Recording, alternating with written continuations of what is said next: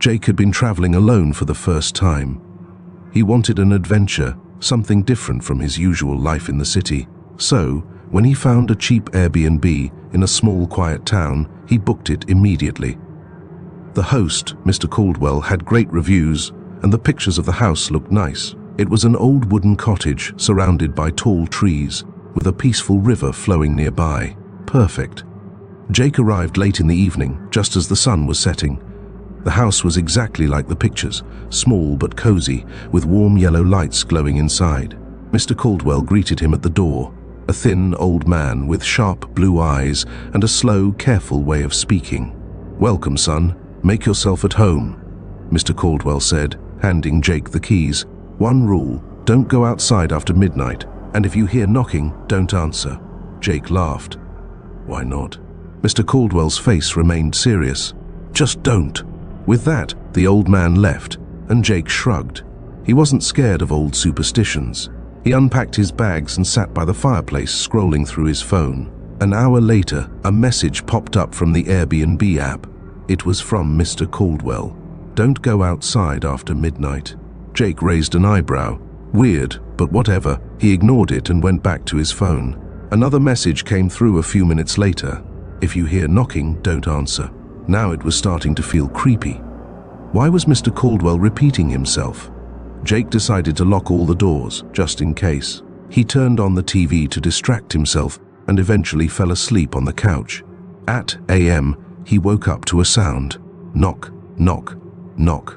The knocks were soft but steady, coming from the front door. Jake sat up, his heart pounding. He checked his phone. Another message from Mr. Caldwell. "Are you awake?"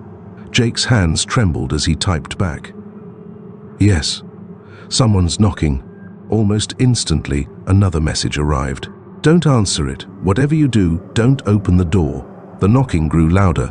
Knock, knock, knock. It wasn't forceful, just patient, waiting. Jake held his breath, staring at the door. Through the small window, he could see a dark figure standing outside.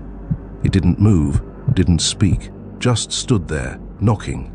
Jake's phone buzzed again. "Are the lights on?" He swallowed hard and typed. "Yes. Turn them off, all of them. Now." Jake hesitated. Why?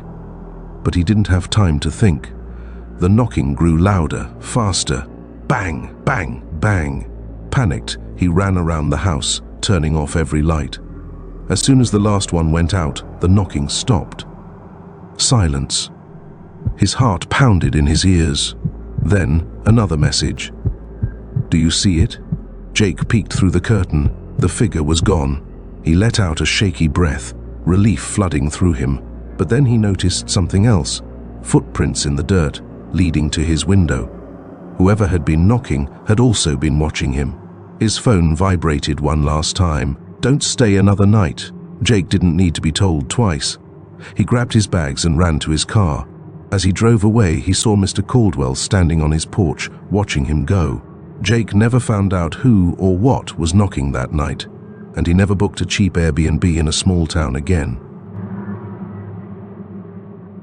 In the year 2000s, a 19-year-old American girl named Emma lived with her mother in a busy city. They had a peaceful life, until one day, her mother began complaining of severe stomach pain. Emma tried giving her some medicines, but the pain only grew worse. Worried, Emma decided to take her to the hospital immediately. The nearest hospital was an ancient 400-year-old building that everyone in the city whispered about. They called it the Haunted Hospital. Despite its eerie reputation, it was known for having excellent doctors, so Emma had no choice but to bring her mother there. The doctors ran some tests and gave her mother medication, but her condition didn't improve. Her mother began vomiting uncontrollably. The doctors decided to admit her for 2 days and told Emma she could stay with her mother. That evening, as her mother's condition worsened, the doctors gave her sleeping pills to help her rest through the night.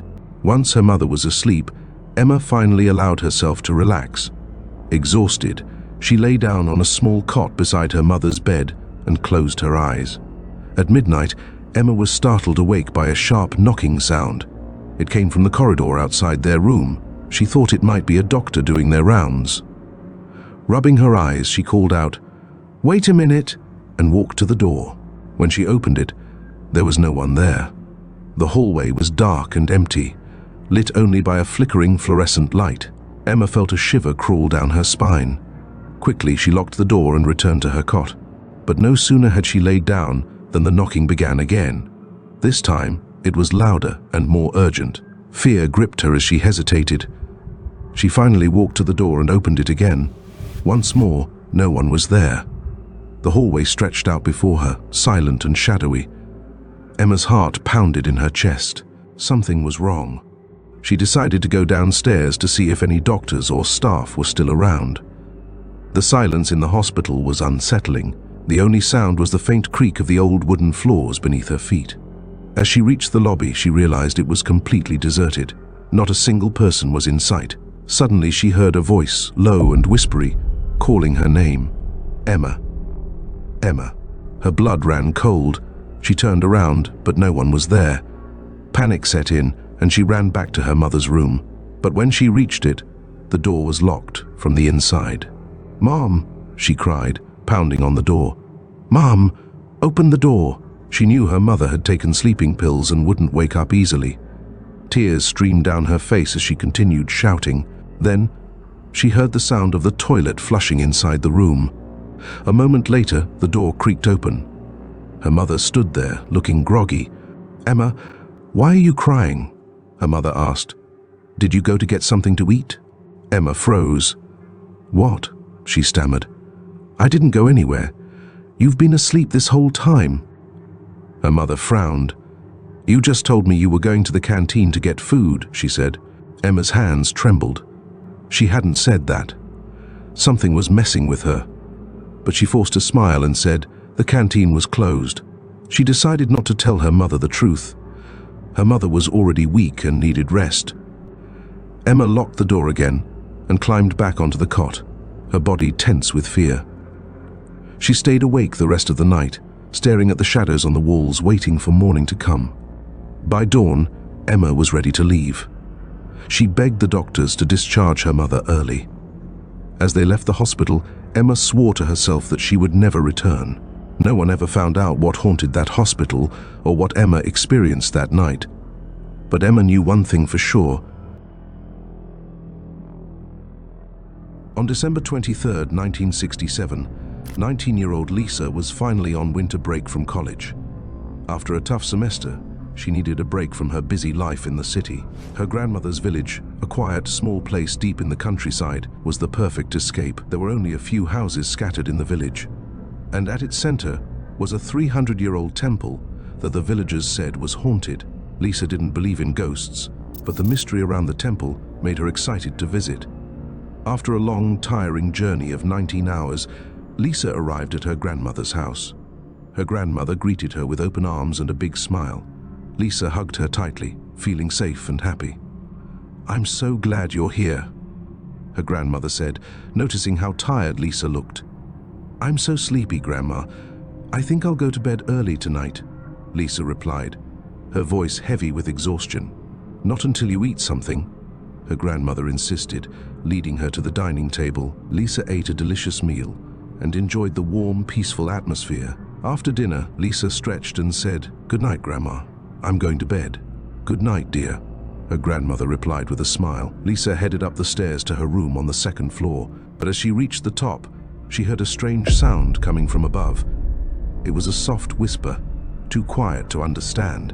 She froze, looking around, but the hallway was empty. Probably just a cat, she thought, brushing it off. She went to her room and fell asleep almost immediately, too tired to think any more about it.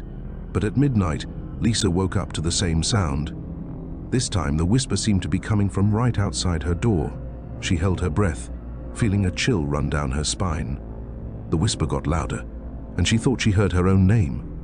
Lisa. Lisa. Her heart began to race. She got out of bed slowly, tiptoeing to the door. She opened it a crack and peeked out into the dark hallway. It was empty, and the wind was blowing softly through the old windows. Gathering her courage, Lisa decided to check the hallway to make sure no one was there. She walked carefully, her breathing shaky. She reached the end of the hall and looked around, but it was silent and empty. She felt a shiver and decided to go back to her room.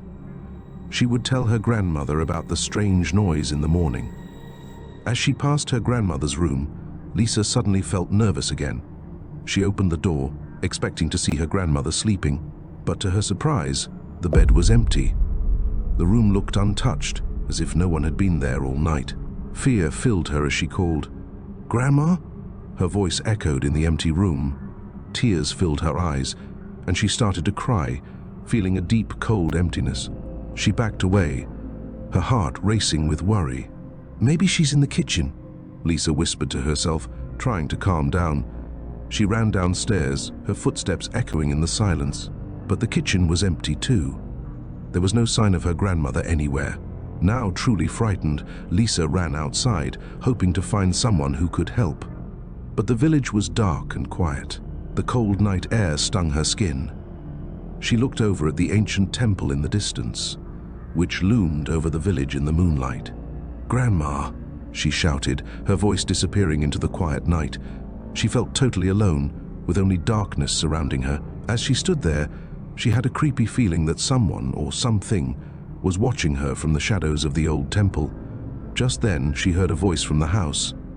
"Lisa?" It was her grandmother's voice, sounding confused. Lisa turned around quickly and saw her grandmother standing at the doorway holding a towel. "Lisa, what are you doing outside? I just came from the washroom and heard you shouting." With a huge sigh of relief, Lisa ran to her grandmother, hugging her tightly and crying. Her grandmother patted her back and said softly, "It's okay, dear. I'm here now." Lisa felt safe again in her grandmother's arms, but a small part of her couldn't shake the feeling that something in that quiet village had been watching her that night. If you enjoyed the video, please give it a like, leave a comment, and don't forget to subscribe to the channel. Also, hit the bell icon so you never miss an update.